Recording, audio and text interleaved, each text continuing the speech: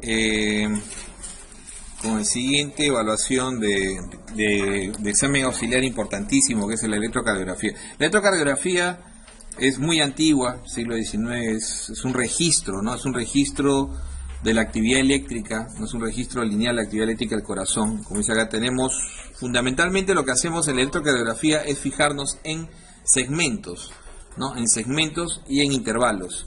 Entonces tenemos ondas, o sea, obviamente las ondas, el inicio, el final de las ondas es importante para poder tener segmentos fundamentales como el PR. Siempre cuando uno ve electrocardiografía, ¿no? Hay varios pasos que vamos a ver, pero lo más importante es primero ver la P, ¿no? Ver la relación PR, el QRS fundamental y la onda T. O sea, pero siempre hay que hacerlo en secuencia. O sea, uno de los grandes errores que uno comete, yo siempre cuando evaluamos electro, a veces la gente comete errores fundamentalmente por simplemente no seguir la secuencia, ¿no? Y la secuencia siempre debe ser de esa, o sea, siempre buscar primero la P, después si existe P, obviamente mirar el segmento PR, ¿no? Y de ahí ver el QRS, que es ancho, angosto, morfología, y tiene mucho la electrocardiografía, el evaluar electrocardiografía tiene mucho de experiencia en ir memorizando imágenes en realidad, pero hay algunos parámetros que uno tiene que tener, ¿no? Que nos van a servir para algunas evaluaciones, ¿no? Entonces, toda esta actividad eléctrica, alguna vez han preguntado, y es importante, ¿dónde se colocan los electrodos? Y se coloca el B1 en el cuarto espacio intercostal a nivel paraesternal, ¿no? Izquierdo. Entonces empiezas en el paraesternal izquierdo, acá está en el cuarto espacio el B1, y en paralelo en el derecho el B2, ¿no? El B3 va en el quinto, o sea, a partir del B3 uno va al quinto espacio, y entre el B3, B2 y B4 uno coloca el B3. O sea, el punto del B3 es equidistante a ambos, ¿ok? Es equidistante a ambos. Entonces, un B3, que fue la pregunta que alguna vez hicieron en un examen, ¿no? Se coloca entre B2 y B4. Sencillo, ¿no? El B4 va en el quinto espacio a nivel de la línea media clavicular. Y esto es importante, ¿eh? Porque el B5 sigue en el quinto espacio, pero a nivel de la línea axilar anterior, y el B6 en la línea axilar media. En la línea axilar posterior va el B7. Ustedes dirán, ¿B7? O sea, lo más misio, lo más misio, digámoslo así, es tomar un electro de 12 derivadas, que es el que generalmente conocemos. Pero hospitales como el INCOR toman 24 derivadas, ¿no? Entonces, cualquier unidad coronaria toma 18 derivadas como mínimo. Entonces, eso va a depender. Entonces, las derivadas B7, ¿no? Derivadas B7, B8 y B9 son fundamentales como derivadas posteriores, ¿no? Acuérdense que el posterior, ¿no? El infarto o mirar la cara posterior, uno la puede mirar indirectamente por B1 y B2, si es que tiene R's altas. Pero lo más preciso, si uno tiene esa sospecha, es ir utilizando, ¿no? Utilizando los electrodos de B4, B5 y B6, uno coloca en la línea, sigue en el quinto espacio. Pero el B7 uno lo coloca en la línea axilar posterior. El B8 uno lo coloca en justamente el medio, vendría a ser la línea escapular media. O sea, uno coge la escápula y la parte en dos.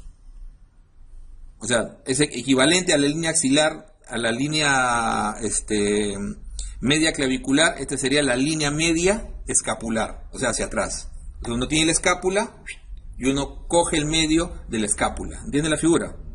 Que generalmente coincide con la punta de la escápula. O puede ser la línea que continúa la punta de la escápula con el quinto espacio, siempre el quinto espacio, ¿ok?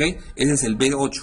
Y el B9 sigue en el quinto espacio, todo sigue en el quinto espacio, pero es paralelo paravertebral, parecido al B2-B1, que es paraesternal, ¿no es cierto? Ese sería paravertebral, ¿ok? Ese es el B9. Entonces, líneas, esas son las derivadas de la cara posterior más importante. Y cuando uno quiere derivadas derechas, uno usa, ¿no?, lo que vendría a ser en imagen en espejo, el B3, el B4 y el B5, pero que se van a convertir, o sea, en la quinta espacio, ¿no?, con línea media clavicular, línea axilar anterior, ¿no?, y línea axilar media. Entonces, estas tres se van a convertir en B4R, B5R y B6R. Fundamentalmente estas dos, B4 y B5R. ¿Y esas para qué nos van a servir? Son derechas. Infarto de ventrículo derecho. Acuérdense que el 20% de los infartos de cara inferior se complican con infarto de ventrículo derecho. Clínicamente, ¿cómo sospecho yo de infarto de ventrículo derecho? Hipotensión, bradicardia, pero fundamentalmente hipotensión. Yo tengo un infarto de cara inferior, a veces no le tomo mucho, pero un cara inferior no pasa mucho, ¿no?, porque no está cogiendo la bomba que nos hace vivir, ¿no es cierto? Pero un infarto de cara inferior tiene complicaciones importantes. Una de ellas es que, como es la coronaria derecha, es que infarte ventrículo derecho. Y si infarta ventrículo derecho, pues cuando dice cara inferior, es la cara inferior del ventrículo izquierdo, ¿no es cierto? Pero si infarta en su rama principal, ¿no?, el ventrículo derecho, entonces va a producir hipotensión. Y probablemente podría producir también bradicardia por bloqueo, ¿no?, por bloqueo AB.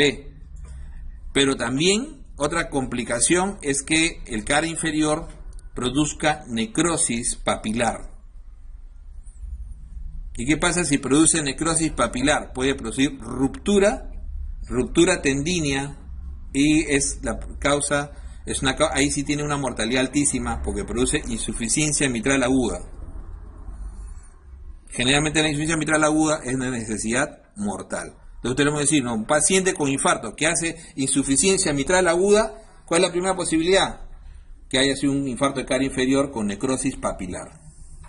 Entonces, ¡pum!, necrosis, justo para su mala suerte, necrosa la papila, que parte de la cara inferior, y rompe la cuerda tendínea, y insuficiencia de la válvula severa. Y como no está compensado, como se hace incluso extrusión valvular, el paciente entra en un shock brutal y se muere en horas. La única manera de salvarlo es que ese paciente entre a sala a hacer un recambio valvular de urgencia. O sea, ¿cuál sería el tratamiento? Quirúrgico, recambio valvular de urgencia. Es una emergencia quirúrgica. Esa es de las emergencias quirúrgicas que aparecen en estos pacientes, ¿no?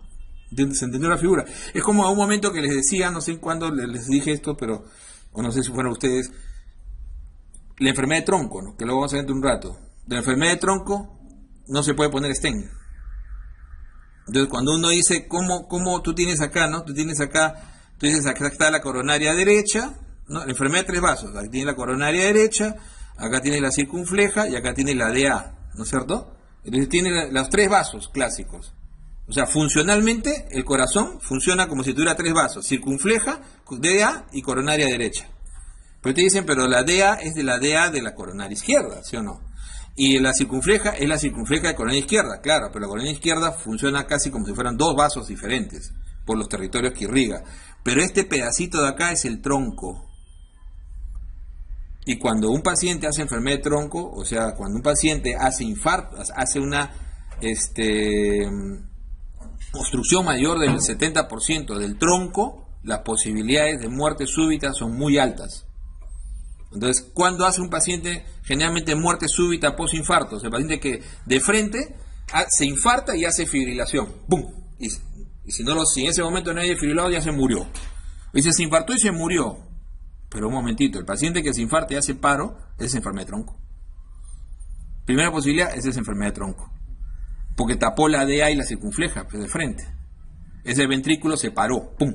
¿Y qué comienza a hacer? Fibrila. Ese paciente se salva si en ese momento encuentran un desfibrilador. Entonces, pum, lo desfibrilan, lo sacan, inmediatamente entra, si es tronco, a sala. Pero inmediatamente entra coronario. En la coronario descubren tronco, y si es tronco, es sala. no se puede hacer angioplastia en el tronco. Entonces, eso sí es sala. Eso sí va a quirúrgico. Es otra emergencia quirúrgica. Generalmente los pacientes que salen de una coronariografía, ¿no? Que salen de una coronariografía con diagnóstico de enfermedad de tronco, son pacientes que pasan a sala en las próximas 2 horas. O sea, tienen que meterlo. Por eso que las coronariografías siempre se tienen que hacer cerca a una sala de operaciones. Bueno, en el Perú a veces no se cumple. Es impresionante. Cuando estamos en el Perú todo es posible, ¿no? Moreno tenía 3 salas de angiografía en clínicas que no tenían sala de operaciones. Era increíble. Pero, ¿qué pasa si a un paciente le hacen eso? ¿Y por qué tiene que entrar a sala inmediatamente? Porque el hecho de hacerle una angiografía a ese paciente es un estímulo para que se infarte. Y las posibilidades de infarto se llegan casi al 50%, entre 40 y 45%, 50% están la posibilidad de que ese paciente post-coronario haga infarto. Y si se infarta el tronco, se muere. Por eso le digo que a veces somos irresponsables, ¿no? O sea, business son business, pero bueno.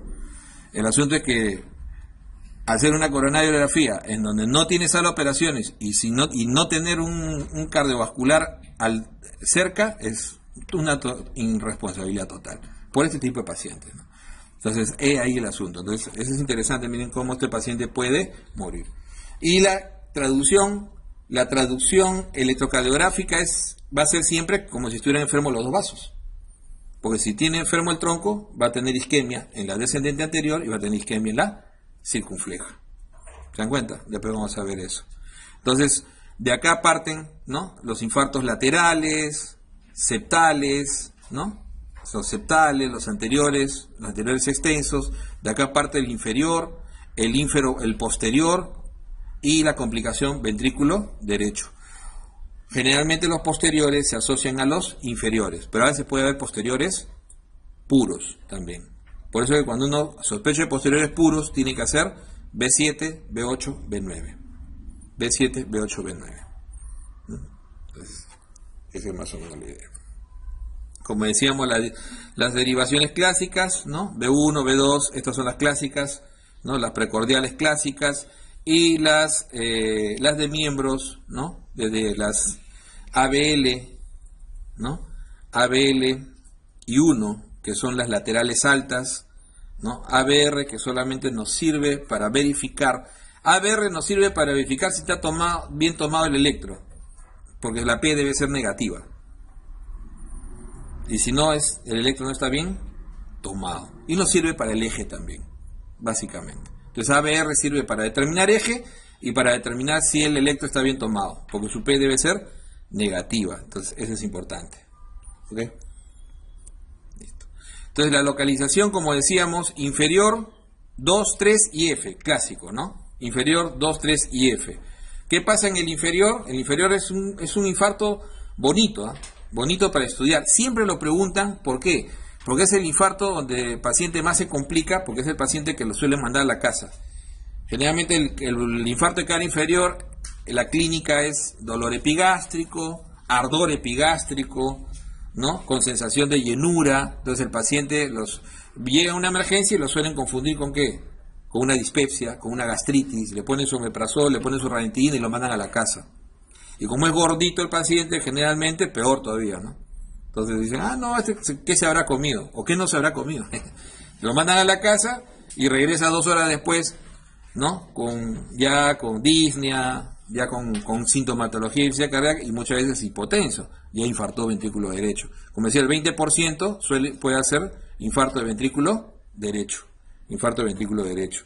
Y hasta un 15% puede ser ínfero-posterior. O sea, puede incluir infarto inferior. Entonces, por ejemplo, este es un infarto importante que uno tiene que tener siempre en cuenta, ¿no? Complicaciones, como le decía, ventrículo derecho, bradicardias por bloqueo, por compromiso de nódulo sinusal y AB dentro de las posibilidades, y insuficiencia mitral aguda si es que hace necrosis de papila, ¿no? Insuficiencia mitral aguda si hace necrosis papilar y ruptura tendínea. Okay. Entonces no es tan sencillo como uno puede pensar. El inferior es bien complejo. Los laterales, lateral alto y lateral, ¿no? Lateral alto generalmente 100% dependiente de circunfleja, y el lateral bajo, ¿no? Pero el lateral incluye todo el lateral B5, B6, D1 y ABL. D1 y ABL solo, lateral alto. ¿no? B5, B6, lateral bajo, todo completo, lateral completo. Anteroseptal, o sea, septum siempre uno piensa en B1 y B2. Cuando uno dice el septum puro, prácticamente no existe el septal puro, ¿no? Generalmente es anteroseptal y compromete B1, B2 y B3 como la extensión a la anterior, ¿ok? Claro, si uno dice puramente que es septal, es B1 y B2, pero el infarto clásicamente es anteroseptal y es B1, B2 y B3. Anterior extenso, B5 a B6. Anterior puro sí existe, B3, B4, ¿no? B3, B4 puede producir anterior puro, B3 y B4, ¿ok? Puede ser anterior puro. Y como decíamos, el B5 y B6 lateral, ¿no? Lateral bajo, si es solamente componente B5 B6, ¿no? Anterolateral desde B3 incluyendo hasta B6, incluyendo D1 y ABL, ¿no? El anterolateral, inferolateral, entonces el inferolateral me compromete toda la cara inferior, ¿no? Con B5 y B6, también es posible, B5 y B6, porque la circunfleja se une con la otra circunfleja, entonces eso es probable. Entonces uno puede tener inferolateral. Inferoposterior, como decíamos, posterior es B7, B8, hasta B9 se puede tomar. Ojo que la B9 es más útil incluso para ver ventrículo derecho. Por eso que la B7 y B8 son las puras posteriores. O sea, son las derivadas puras posteriores, B7 y B8, ¿no? Y posterolateral, como decíamos, posterior y lateral D1 a BL, B5, B6, B7 y B8. Toda la cara, ¿no? Lateral y posterior. Posterolateral, entonces ya combinan toda la cara inferior, la lateral va alta y B5 y B8, de B5 a B8.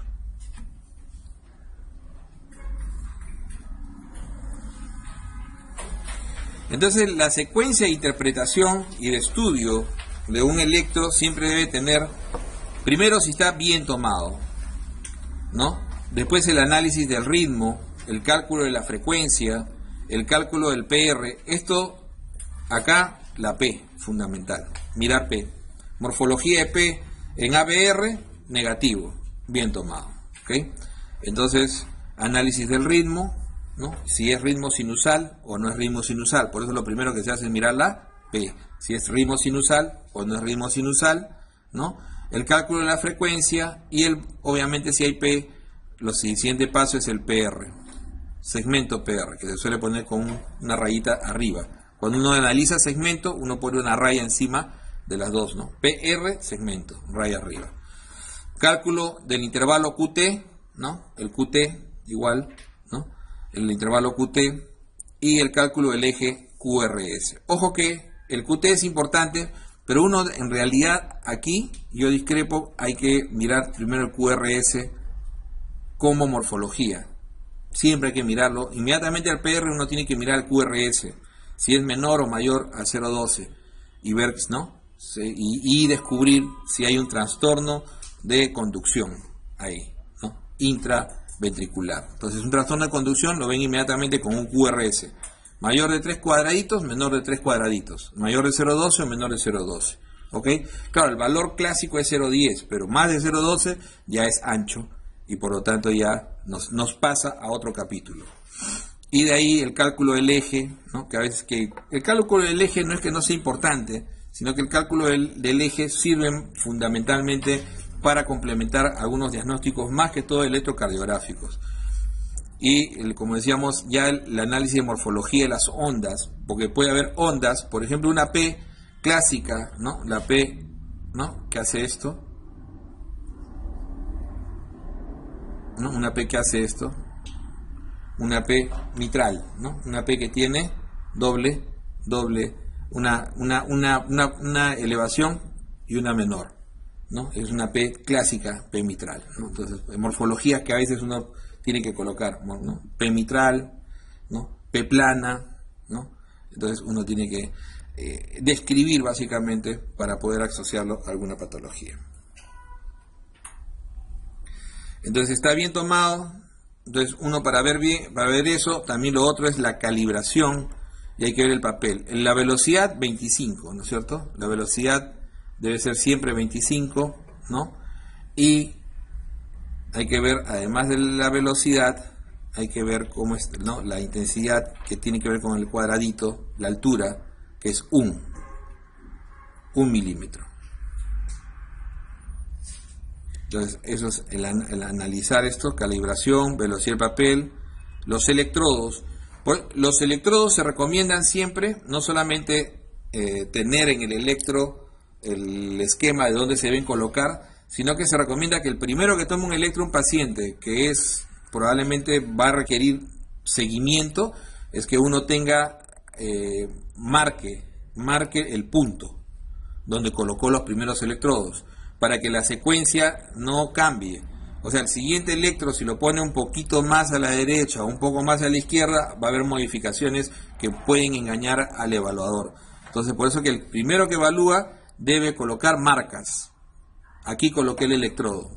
Entonces, uno generalmente debe marcarse con tinta indeleble, ¿no? Con un tipo, generalmente cuando se hace estos estudios electrocardiográficos, uno tiene que tener o un plumón, ¿no? Porque el lapicero no va a servir de mucho. Algunos agarran y le meten el lapicero 10 veces, pero después termina con la piel erosionada, ¿no? Entonces lo ideal es tener algo con qué marcar. Yodo tampoco es. Alguna vez comenzaron a coger el yodo para marcar. No, el yodo quema. Puede ser azul de metileno. Es una opción, ¿no? Pero lo ideal es un plumón de tinta indeleble donde uno pueda colocar siempre los mismos electrodos en el mismo punto. Después, como decíamos, el alanio y el ritmo, la onda P es fundamental, ¿no? Entonces siempre debe ser negativa en ABR. Entonces esa es una de las cosas que nos sirven para poder decir está bien colocado. Entonces uno mira su ABR, allá está negativo, ok. Por lo menos eso nos da una idea, si está positivo, de que hubo inversión de electrodos. Entonces uno tiene que ver. Ojo que no es raro, o sea, generalmente a veces mandamos a tomar el electro en otros países, en Norteamérica, en Europa, ellos suelen tener técnicos de electrocardiografía. Hay gente que se dedica solamente a tomar el electrocardiografía, ¿no? Y hacen análisis básico. Entonces son técnicos, ¿no? que se encargan de hacer electrocardiografía, pueden hacer hasta las 24 derivadas y hacen análisis básico, ¿vale? O sea, hacen el análisis básico. Hoy en día los aparatos más modernos le sale el análisis hasta con posibilidad diagnóstica. Entonces ya sale ahí, ¿no? Pero no, probable esto, incluso sale los diagnósticos electrocardiográficos, ya sale ya, ¿no? Elevación del ST, prolongación del, ¿no? Del QT, etcétera. Entonces ya sale todo en la mayoría de los electros modernos actuales. En realidad no es como el seteo, en ventilación mecánica es lo mismo, ¿eh? Hoy en día en ventilación mecánica uno puede hasta hablarle al ventilador, ¿no? Y tú le dices, bueno, es un paciente que lo voy a ventilar por insuficiencia respiratoria con un CO2 elevado, quiero, ¿no? Le metes los parámetros y incluso el ventilador no te deja setearlo diferente, porque ya sabe lo que debe setear, ¿no? Entonces tú quieres equivocarte y el ventilador no te permite. Por eso es que hoy en día el seteo y todo el manejo de tecnología lo hace enfermería. Cosa que en el Perú ustedes se van a dar cuenta que nuestras enfermeras están en la edad de piedra todavía, ¿no?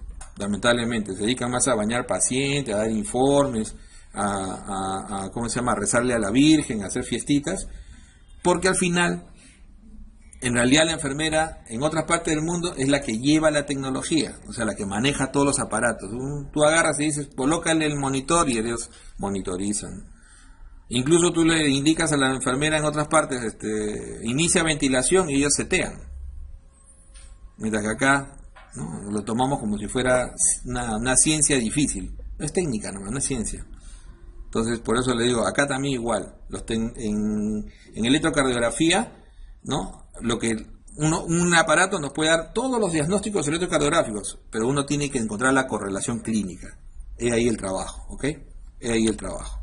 Entonces, como decíamos, la onda P primero, después hay que evaluar el QRS, el intervalo PR, que es fundamental, ¿no? Acuérdense que más de 0,20, ¿no? Más de 0,20 uno ya empieza a tener los problemas de bloqueos AB.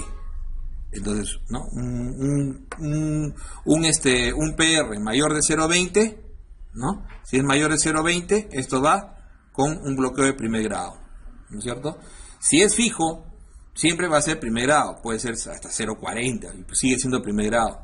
Para que sea segundo grado, ¿no? Es que el PR se va alejando, ¿no? Se va alejando o desaparece. O sea, para que sea MOVIS 1 o MOVIS 2. Entonces, si se va alejando o si desaparece, o sea, no ingresa, uno ingresa, otro no ingresa. Uno da, otro no da. Entonces, esos son los bloqueos AB de segundo grado. Y el bloqueo AB de tercer grado no es que esté más lejos, sino que la relación entre P y QRS no existe. Entonces, uno encuentra las P's marcando un ritmo. Uno agarra y busca una P y con un papel marca la otra y con otro papel marca y va marcando y vas a ver que hay un ritmo entre las P's. Siempre fijo. Pero los QRS caen donde quieren. No hay relación. O sea, no hay ninguna relación como sí lo hay, por ejemplo, en el MOVIS, donde hay un QRS, después se va alejando y hasta desaparece en el 1. O hay uno en uno, en el siguiente no hay. Hay uno en uno, en el siguiente no hay, un 2. Mientras que en el MOVIS, en el AB de tercer grado, puedes establecer el ritmo de P's, ¿no? Pero no existe ninguna relación con los QRS. Y generalmente el QRS por eso va a ser menor de 40.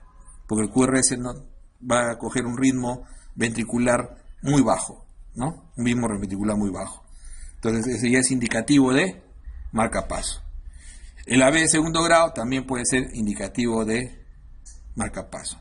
Generalmente los AB de segundo grado son las consecuencias de infartos septales. O sea, si uno quiere relacionar con eventos agudos, generalmente los PR, los AB de primer grado pueden relacionarse a medicamentos, puede aparecer simplemente como un hallazgo, ¿no? No son generalmente sintomáticos, pero los AB de segundo grado suelen asociarse muchas veces, especialmente los MOVIS 2, suelen asociarse como consecuencia aguda de un infarto septal. Los infartos septales, ahí sí se producen bloqueos asociados. Y el de tercer grado es raro, pero puede también producirse como consecuencia de un infarto mucho más amplio, ¿no? Anteroseptal más amplios. Entonces a veces se necrosa la fibra Purkinje completa y hace bloqueos AB hasta de tercer grado. Pero generalmente esto se relaciona, ¿ok? Entonces hay que tener eso en cuenta. El cálculo de la frecuencia, generalmente el electro tiene marcas, ¿no? Y uno tiene que marcar 6, esas marcas, esos marcan 6 segundos. Cada marca es un segundo. Entonces uno coge 6 marcas. Y uno coge las 6 marcas y en esas 6 marcas coge el número de QRS que hay, ¿no? Entonces sencillo. 8 complejos en 6 segundos, o sea, entre 6 marcas, ¿qué significa? 10 por 8, 80. Esa es la frecuencia. Por eso que se estudia en el 2 largo. Ahora, la mayor parte de los electros hoy en día ya no hay necesidad de hacer eso, porque ya salen con la frecuencia en cada cuadro. Ya salen con la frecuencia calculada. Pero si uno le preguntan cuál es la manera, esta es la manera más estándar, ¿no? Cogiendo 6 cuadros de segundo, o sea, en 6 segundos, número de QRS que hay en 6 segundos. ¿Cuántos complejos tienes en 6 segundos? Y eso te marca. ¿Ok? La otra correlación es la correlación, ¿no? Por cuadraditos, ¿no? Por cuadraditos. Y si en un cuadradito, si hay 2 QRS, hay 5, hay 0,20 entre un QRS, o sea, 5 cuadraditos pequeños, o sea, uno grande. Entre QRS y QRS, la frecuencia es 300. Bajas a 2, es 150. Bajas a 3, es 100. Entonces uno va mirando, ¿no? Si de acá, esta taquicardia, pues generalmente el paciente que va a estar hipotenso. 300 está hipotenso. El paciente generalmente está hipotenso o está incluso está chocado, ¿no? Probablemente esté hasta soporoso. Entonces 300 de frecuencia, o sea, un complejo cada 5 pequeños o cada cuadradito completo, ¿ok? Cada 0,20. Entonces eso significa 300. Cada 2, 150. 150 puede ser hasta una respuesta ventricular alta, un FA, ¿no es cierto? 150, clásico. 3 cuadraditos, 100. Ya, a partir de donde empieza la taquicardia clínicamente, ¿no? 4, 75. ¿no? Y 5, 60, ¿no? 5, 60. Y ahí va bajando, ¿no? Va bajando 6, 50 y de ahí ya va haciéndose. Y esas tablas también se pueden llevar con facilidad. Uno mira entre cuadrado y cuadrado y listo. Uno se acostumbra. Por eso cuando uno ya mira tantos electrones, ya está en 70 y tantos. Ya, listo. Entonces ya lanza el ojímetro. O cuando recién llegó el primero que contaba, yo agarraba y decía, este está en 66. Oye, el doctor lo saca rápido. No, arriba está, le digo. Ahí viene la trampa. Sabe un montón, dice. Entonces, como decíamos, el intervalo de PR es importantísimo, ¿no? Más de 0,20, bloqueo AB primer grado, ¿no? La distancia debe ser, ¿no? La clásica es entre 120 y 200, ¿ok? 120 y 200. Menos de eso es un PR corto, ¿no? Puede ser un PR corto, más de eso es un PR largo, y un PR alargado se correlaciona con pacientes que ya tienen cardiopatía isquémica, miocarditis, ¿no? El PR alargado se va a ver también con varios medicamentos, amidadarona, quinidina, procainamida, o sea, aquellos que justamente sirven para el control generalmente de frecuencia, ¿no? O para el control, o medicamentos que se utilizan en los pacientes que hacen fibrilación auricular, ¿no? Entonces, los pacientes que usan estos medicamentos, quinidina, procainamida, que son de elección en pacientes con fibrilación auricular para poder meterlos en sinusal, también prolongan el PR, ¿no? Especialmente la amidadarona, ¿no? Y la hipomagnesemia, hipocalcemia, o sea, todas las hipocalemia producen también un PR prolongado. Entonces, eso se relaciona ahí. Acortado, los PR cortos, ¿en quién podemos pensar? Hipercalcemia, hipercalemia, ¿se acuerdan que siempre preguntan, ¿no? Uno siempre que dice hipercalemia, uno lo primero que piensa es T, picuda. Pero en hipercalemia acuérdense que también hay QRS ancho, PR corto, QT prolongado, ¿no? Aplanamiento de la onda P, aplanamiento, inversión de la onda T. O sea, hay varias. Porque a veces suelen poner en la pregunta ¿qué no hay? Entonces te ponen lo que siempre hay. Pero para que no sea tan fácil, a veces ni te ponen la T picuda. Entonces te ponen QRS ancho, te ponen PR corto, ¿no? Entonces uno tiene que escoger, ¿no? Entonces si le ponen PR prolongado, esa es la respuesta, porque es PR corto. Entonces uno tiene que tener en cuenta eso, por lo menos de los que son clásicos, ¿no? La hipercalemia y la hipocalcemia, que son los clásicos que modifican mucho el electro. De esos uno tiene que saber más o menos los cambios, ¿no? Fundamentalmente el cálculo del QT es siempre complejo. Hoy en día lo hace la máquina. Desde hace mucho tiempo que no veo a nadie calcular ya. Porque todas las máquinas al final sacan el QT. Pero clásicamente, ¿no? El cálculo se hace el QT medido por la raíz cuadrada del R, los espacios RR en segundos. Acuérdense que cada cuadradito es 0,04 y cada 5 es 0,20, ¿no es cierto? Entonces, eso es lo que uno tendría que hacerlo si es que uno le pusiera un ejemplo de ese tipo, ¿no? Sacar la raíz cuadrada, pero no creo, realmente. Puede ser que la fórmula la puedan poner, pero generalmente ya lo saca y estos no se hacen con mucha preocupación. Uno dice, tiene un QT prolongado, sí, pero lo ha sacado, es que el QT va a depender mucho de la frecuencia, por eso que no es fija, no es como el PR. El QT, o sea, va a depender de la frecuencia. A menor frecuencia, QT mayor. Entonces, el QT es más rápido, o sea, es más estrecho cuando mayor frecuencia tenga el paciente. Por eso que no existe un parámetro, existe una relación. Y esa relación se ve por la fórmula de Basset, ¿no? O la otra que es la fórmula de Framingham. ¿Ok?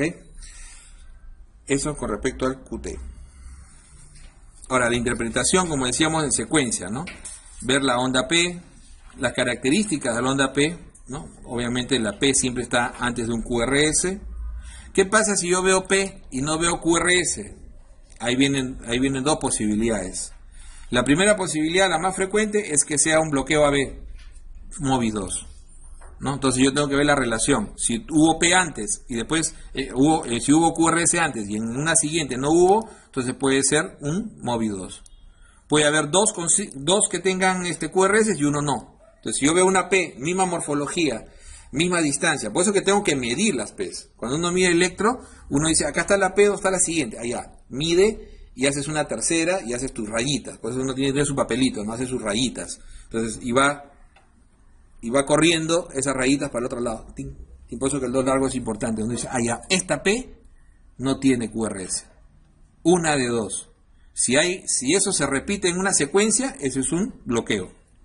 Pero si no se repite, es un paro sinusal. Entonces, a veces el paciente tiene enfermedad de nodo. La enfermedad de nodo puede producir simplemente bradicardia, ¿no? Habiendo P, o puede producir paro sinusal. Entonces, el paciente tiene una P hasta 2 P's y no aparece ni un QRS. Más de 20 segundos. Entonces, más de 20 segundos, paro sinusal. Ah, caramba. Y uno clínicamente, ¿qué pasa? Yo les voy a decir, la primera vez que vi un paro sinusal, sí lo sospeché, pero sí lo sospeché porque me pareció raro, lo había leído, pero era una cosa bien rara. Era un paciente que llega a emergencia y gritaba.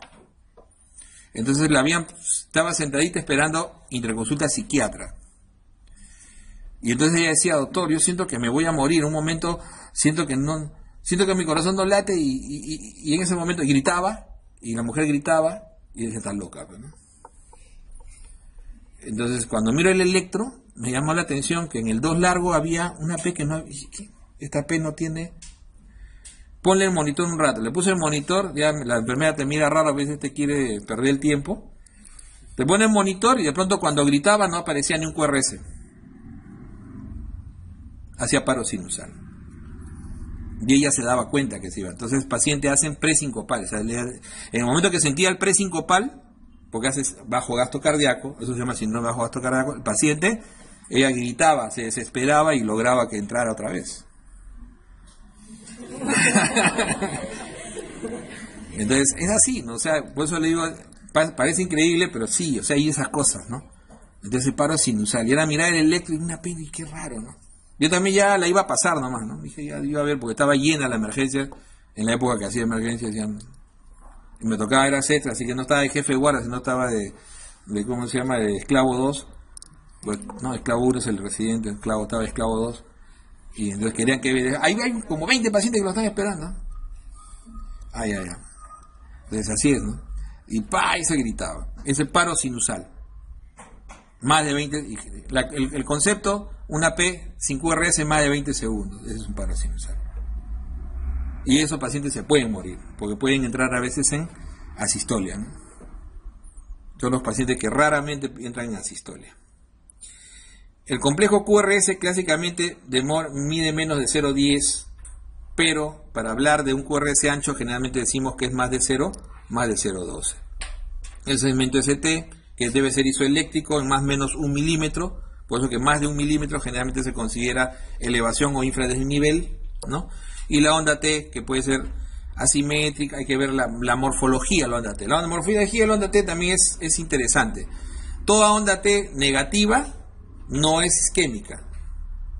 Tiene que ser, para que uno considere una onda T isquémica, primero tiene que no haber bloqueo previo. Entonces uno tiene que estar seguro de que el QRS no hay ningún tipo de bloqueo. Porque generalmente, si hay un QRS mayor de 0,12, siempre la repolarización va a ser negativa. Siempre la repolarización va a ser negativa. Un bloqueo de rama derecha, un bloqueo de rama derecha, siempre la repolarización va a ser negativa. Entonces hay que tener en cuenta eso. Entonces, ¿cuándo va a ser isquémica? Ese es el truco. Cuando es positiva. Entonces, si es inversa, ahí sí lo consideras isquémica. Pero cuando la repolarización después de un bloqueo, o sea, uno mira, ¿no? Uno mira y dice, ya tiene R'. ¿Cómo va a ser la repolarización? Negativa. Siempre va a ser negativa. Y si se convierte en positiva, eso sí podría ser isquémica. ¿Ok? Entonces, toda T negativa no necesariamente es isquémica. Hay que tener en cuenta eso. Siempre la repolarización después de una contracción ventricular prematura también es inversa a la normal. O sea, si en ese complejo, si en esa derivación, por ejemplo, estoy mirando un 2, ¿no? Entonces tengo acá uno normal, positivo, de repente me aparece un extrasístole, ¿cómo va a ser su repolarización? Va a ser negativa, porque acá normal era positiva. Si normal es negativa, la repolarización de la contracción ventricular prematura va a ser positiva, siempre es inversa. Siempre es inversa. Entonces, para uno diferenciar una contracción prematura auricular de una ventricular, esas son las maneras que uno las diferencia. ¿Cuál es la manera? Primero, obviamente, el QRS, ¿no? La morfología del QRS. La morfología del QRS de una contracción ventricular prematura es igual a un bloqueo de rama. Generalmente es idéntico a un bloqueo de rama, o sea, ancho con RCR', ¿no es cierto? Entonces, ese es lo primero. Entonces, una contracción auricular prematura, generalmente el QRS es igual a todos, ¿no? Pero de distinta altura, el R. Mientras que una contracción auricular, una contracción ventricular prematura, o sea, lo que se llama un extrasístole ventricular, eso generalmente, en la morfología es de bloqueo de rama, o sea, es ancho y con RR'. La otra característica es la repolarización. La repolarización de una contracción auricular, o sea, estamos diferenciando contracciones auriculares prematuras de contracciones ventriculares prematuras, ¿no es cierto? Miren que son frecuentes. ¿Quién hace CAPS con mayor frecuencia? Los EPOCs. Los EPOCs hacen CAPS. Hacen taquicardia auricular. Hacen contracciones auriculares prematuras, lo que se llaman las taquicardias auriculares, las arritmias auriculares. Entonces, ¿quiénes son los que más hacen? Los EPOCs. Los fumadores, los asmáticos, esos son los que más hacen contracciones auriculares prematuras. Es sinónimo de corazón derecho enfermo, es sinónimo de síndrome corazón-pulmón. Mientras que las contracciones ventriculares prematuras es sinónimo de ventrículo izquierdo enfermo. O sea, coronarios, aquellos que tienen cardiomiopatías, ¿no? Cardiomiopatías dilatadas, aquellos que tienen ya secuelas de infartos, aquellos que tienen hipertrofias severas, esos que tienen isquemia y que tienen ya focos necróticos en el ventrículo izquierdo, hacen contracciones ventriculares prematuras. Y es importante, porque la contracción ventricular prematura es el inicio de lo que uno va a ver arritmias ventriculares y al final es como uno se va a morir. Todos nos vamos a morir a un momento así. Conforme sus corazones se vayan haciendo cada vez más viejos, o sea, van apareciendo contracciones ventriculares prematuras. Y cuando uno hace pruebas de esfuerzo, ¿se han hecho alguna vez una prueba de esfuerzo o no? Tienen que hacerse una vez, ¿no? Entonces, bueno, en realidad yo la hice la primera vez de R1, así que ya cuando ingresen el próximo año, aprovechen y se hacen, hoy, la tarde, el R1, el cardio que está ahí sigoteando, dice, hazme una prueba de esfuerzo, practica conmigo. Y yo hice eso, ¿no? Me hice una prueba de esfuerzo, bueno, no era un R1, era un R2. Y me asusté cuando vi, porque era un aparato nuevo que tenía monitor y vi una contracción. Hoy, yo estaba corriendo y contracción ventricular. No te asustes, es normal. A partir de 6 meses es normal que cualquier persona pueda, por isquemia, porque en ese momento hay una isquemia, no es isquemia, digamos, que esté produciendo daño, sino es normal que llegue menos oxígeno porque está haciendo esfuerzo, y se produzca contracción ventricular prematura como una respuesta. Claro, si se producen 2 seguidas, 3 seguidas, ya no, pues no. Para la prueba, ¿no? Y prepara tu desfibrilador. Entonces la contracción auricular y ventricular prematura, como le digo, uno es la morfo. Este es igual a los demás complejos, pero es igual en morfología, pero puede ser de menor altura, ¿no? Mientras que este tiene morfología de bloqueo de rama. Este tiene morfología de bloqueo de rama. Otra de las cosas es la repolarización. La repolarización, o sea, ¿qué significa la repolarización? ¿Qué cosa es la repolarización? La onda T, pues, ¿no? Entonces, ¿no? El ST y la onda T. Entonces, la repolarización acá es normal, o sea, igual que el resto, mientras que acá va a ser inversa. ¿A qué significa con inversa? Si es positiva, es negativo. Es como el negativo del grupo, ¿no? Si todos dicen sí, él dice no. Ese es el negativo del grupo, ¿no? Entonces, así igualito. Entonces, ese es el inverso. Y la pausa compensadora. No hay. Sí hay. Generalmente la pausa compensadora es 2 veces la pausa normal. Entonces, cuando hay una contracción ventricular prematura, generalmente uno, ¡pum!, y hay un espacio. Cuando uno ausculta, por eso uno puede decir, oye, ¿cómo sabías que lo que tenía era una contracción ventricular prematura? O sea, la arritmia ventricular, uno la nota primero porque la contracción no produce latido en el pulso, por eso que uno siempre tiene que auscultar tomando el pulso, porque el ruido generalmente es más fuerte, ¿no?